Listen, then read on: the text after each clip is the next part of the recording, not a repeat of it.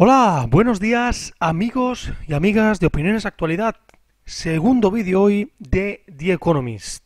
¿Qué vamos a ver en este segundo vídeo?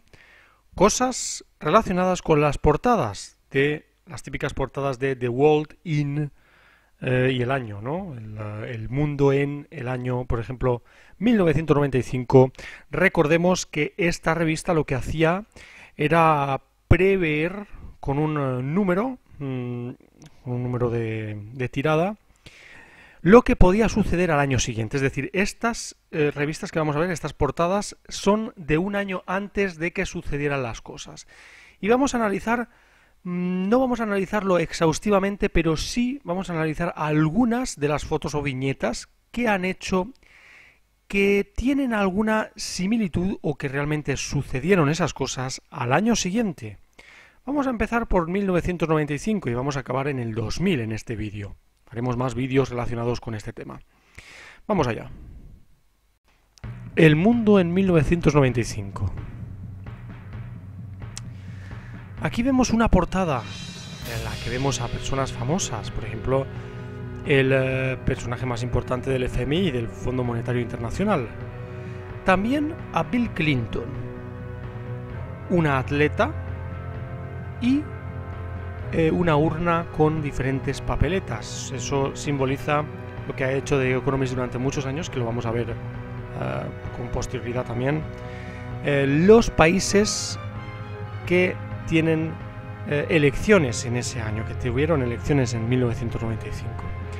Pero vamos a ir a la última imagen. La última imagen en que vemos parece un general con un gorro azul y con bigote, con una nariz pronunciada y con 4 especies de palos que le salen del cuerpo. Un general que, digamos, parece egipcio, ¿no? Pues bien, la noticia que sucedió fue la siguiente. Las Naciones Unidas impusieron al año siguiente, en 1995, sanciones económicas a Sudán, país vecino de Egipto por el sur del país, al revelarse un complot de espías de ese país para eliminar al presidente de Egipto. ¿Qué tenemos que ver aquí? Pues que The Economist en 1994 ya sacó una imagen de un general egipcio. Recordemos que Mubarak entró al poder en Egipto de una manera no muy ortodoxa, pero ahí estaba. Y estuvo 30 años. Recordemos la revolución en Egipto en el 2011. Con lo cual, vemos como que sí que tiene algunas pistas. Mezcla algunas cosas que no tienen mucho interés con otras que suceden en realidad. Vamos a pasar a la siguiente portada de El Mundo en 1996 y vamos a ver qué podemos sacar de esa portada. El Mundo en 1996. Como hemos dicho anteriormente, The Economist se encarga de hacer portadas para el año siguiente. Es decir, que esta portada es de 1995. Vemos varias cosas, también Bill Clinton otra vez, las urnas en algunos países que se ponen en marcha, como por ejemplo España o Israel. Atlanta 1996, pero estas cosas son programadas, ¿no? Acertar era muy fácil. Tony Blair también, que se convierte en primer ministro británico en esos años. The Economist también sabe quién va a ser elegido normalmente. Luego vemos una persona mayor con una enfermera que le dirige o le está dirigiendo con la mano a la puerta, es decir, le está echando. Y un plato en el que no hay nada y pone la comida del próximo año. ¿Cómo podemos interpretar esta viñeta, estas dos viñetas, con la persona anciana y el plato vacío? Pues bien, investigando un poco sobre lo que sucedió en 1996, vemos esta gráfica. Esta gráfica pertenece a lo que es la pobreza alimentaria, pobreza de patrimonio, todas las cosas que tienen que ver con la pobreza en México, en un lapso de tiempo de 1992 a 2014.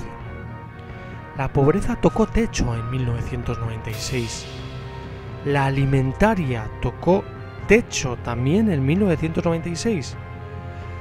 La pobreza de patrimonio alcanzaba el 70%, mientras que la pobreza alimentaria el 40% casi. Vemos cómo parece que sí que saben algo de lo que va a suceder, pero no ponen qué país. Entonces, buscando el tema de 1996, vemos aquí la grave situación en México de esa época. No sé si algunos habéis vivido esa época en México o podéis poner en los comentarios lo que habéis sufrido, lo que ha sufrido vuestra familia en ese año. Y luego pone aquí una viñeta también de la UN, es decir, las Naciones Unidas, United Nations, la abreviatura en inglés. Y vemos que es uno de los años en los que las Naciones Unidas más resoluciones aprobaron en el Consejo de Seguridad. Sobre todo con el problema de Bosnia-Herzegovina y Yugoslavia.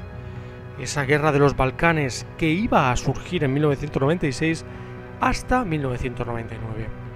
Aquí en esta portada vemos cómo las Naciones Unidas tienen un gran papel, ¿no?, dentro de lo que son los Balcanes, y cómo vemos que la situación o la foto es bastante oscura de la U y la N. Vamos a pasar a la portada de El Mundo en 1997. El Mundo en 1997. Según The Economist, aquí vemos cosas diferentes. Vamos a dejar de lado las caras, ¿vale?, para no tener que estar siempre repitiendo lo mismo. Pero vemos diferentes cambios respecto a 1995 y el 96. Por ejemplo, Tony Blair, 2 veces saliendo en las portadas de The Economist de 2 años consecutivos, y ganó las elecciones de Gran Bretaña, de Reino Unido, de Inglaterra, en el 97. Es decir, que The Economist ya sabía quién iba a ganar las elecciones en Reino Unido.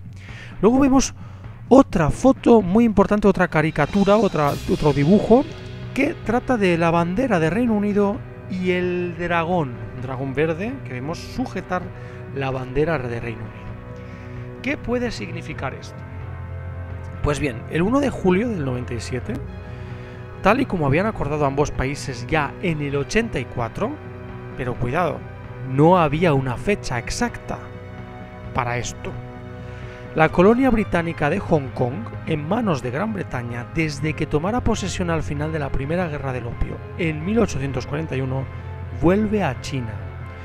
Hong Kong ha sido durante todos estos años uno de los mayores centros comerciales y capitalistas entre Oriente y Occidente. ¿Qué simboliza esta imagen? El dragón chino y la bandera de Reino Unido. ¿Cómo sabían esto los de The Economist?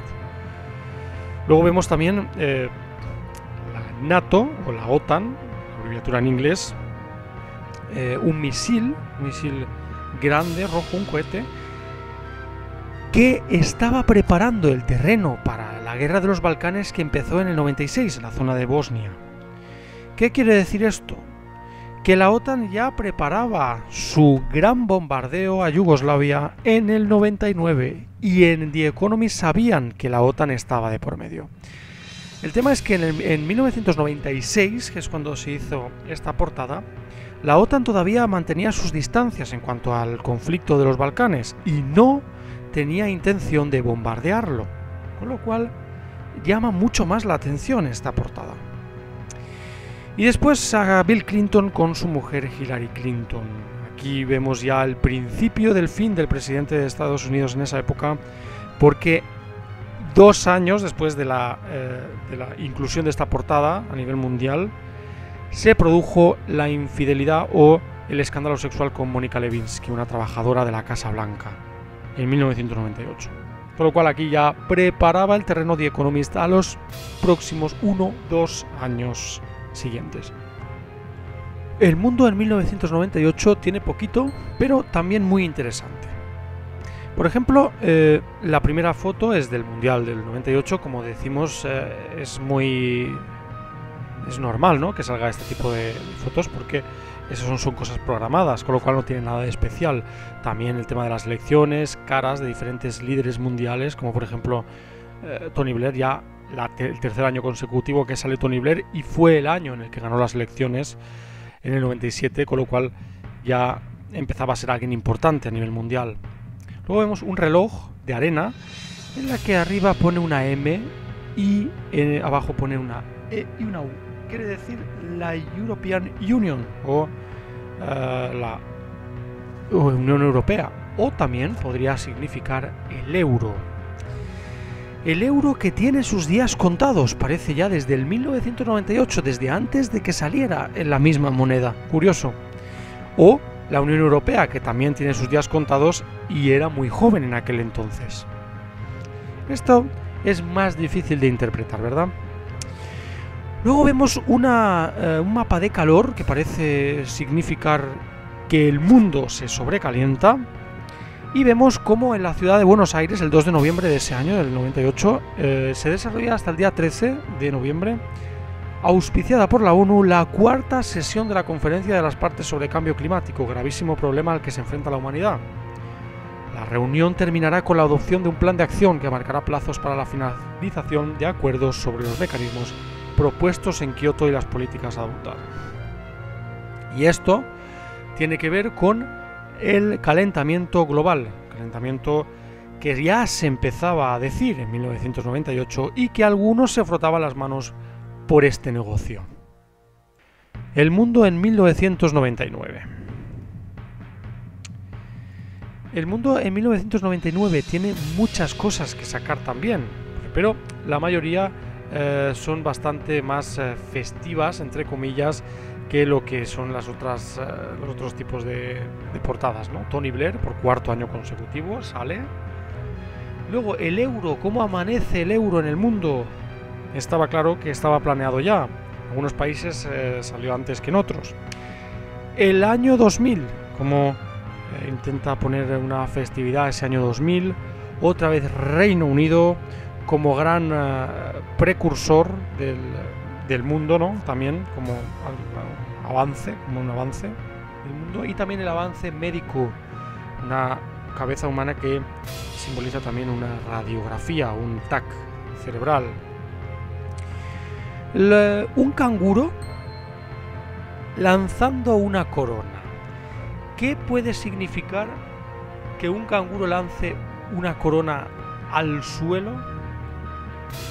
Pues bien, este canguro simboliza el referéndum que hubo en 6 de noviembre de 1999, que fue un referéndum de 2 preguntas para modificar la Constitución australiana. La primera cuestión preguntaba si Australia debería convertirse en una república con un presidente designado por el Parlamento, seguido de un modelo de designación bipartidista que había sido aprobado por la Convención Constitucional de 1998 celebrada en Canberra. La segunda cuestión preguntaba si Australia debería modificar su constitución para establecer un preámbulo. Durante algunos años, algunas encuestas de opinión habían sugerido que una mayoría del electorado estaba a favor de la instauración de una república. Y el resultado fue el siguiente, este que estáis viendo en pantalla. El sí a la república constituyó el 45,13% y el no 54,87%. Entonces, Australia seguía teniendo esa fidelidad, o esa lealtad hacia la corona británica. En realidad, el canguro tirando o haciendo caer la corona fue una predicción no acertada, es decir, fallada por The Economist, porque The Economist aquí pone claramente, podemos interpretar, que Australia iba a convertirse en una república, y no fue así. El mundo en el año 2000. Esta portada de 1999 también nos hace pensar que sabían algo sobre quién iba a ganar, ¿no?, las elecciones en Estados Unidos en el año 2001. George W. Bush empieza a aparecer. Siempre empiezan a aparecer los líderes mundiales más importantes que luego van a ser presidentes 2 años antes en las publicaciones de esta revista conocida a nivel mundial. ¿Quiere decir que los favoritos de The Economist ganan las elecciones? Puede ser. Tendríamos que ver todas las portadas primero para saber si esto es verdad. George W. Bush, también favorito del establishment americano, que, como ya vimos en la primera parte del vídeo, de los vídeos de la lista de reproducción de The Economist, hay familias muy importantes detrás de esta revista, con lo cual es normal que gane la gente que tienen en consideración este tipo de revistas. ¿Por qué? porque son los que más dinero ponen para el marketing de estos candidatos. Luego tenemos la bandera del euro, con diferentes estrellas acercándose, puesto que cada vez más son más países los que forman esa Unión Europea. También los Juegos Olímpicos de Sydney, los primeros de la era moderna, del 2000, y algún tipo de gráfica con el crecimiento mundial, pero tampoco es tan son tan oscuras las portadas de The Economist. Conforme ha ido pasando el tiempo se han hecho más oscuras. Vemos que hay algunos aciertos, más aciertos que fallos, pero que también hay fallos, como por ejemplo The Economist apostó claramente por una república en Australia que no llegó a suceder. Bueno, pues hasta aquí el vídeo, espero que os haya gustado. Es bastante difícil comentar cosas de un pasado tan anterior, ¿no? Yo era muy joven, no tenía ni 10 años en algunas portadas de The Economist, con lo cual es más difícil de investigar para imaginarte lo que estaba sucediendo en ese momento en el mundo. Pero vamos a seguir analizando The Economist, no solo las portadas del mundo en diferentes años, sino que vamos a hacer también regresiones hacia otros tipos de portadas durante el año, como lo hacen prácticamente cada semana The Economist desde hace muchísimos años, para ver cuál era la visión de The Economist y lo que luego sucedió, porque suele pasar en el 80% de los casos que lo que ve The Economist es lo que realmente sucede después. Pero hasta este momento hemos visto varias cosas en las cuales la década de los 90, del 95 al 2000 que hemos dicho aquí, no es tan oscuro, no son cosas tan malas. Sí hay algún tipo de predicción, pero tampoco es algo apocalíptico muy malo. Veremos a ver, conforme pasen las portadas, conforme vayamos analizándolas, qué es lo que acertó o lo que dejó de acertar The Economist. Muchas gracias por haber visualizado el vídeo, ya sabéis, podéis darle al like, suscribiros, también visitar Facebook, Twitter y WordPress para más información, novedades o preguntas que tengáis sobre el canal y por supuesto dar vuestra opinión o vuestra teoría en los comentarios de abajo sobre este tema, sobre el tema de los aciertos y los fallos de The Economist. Muchas gracias y hasta la siguiente, amigos. Hasta luego.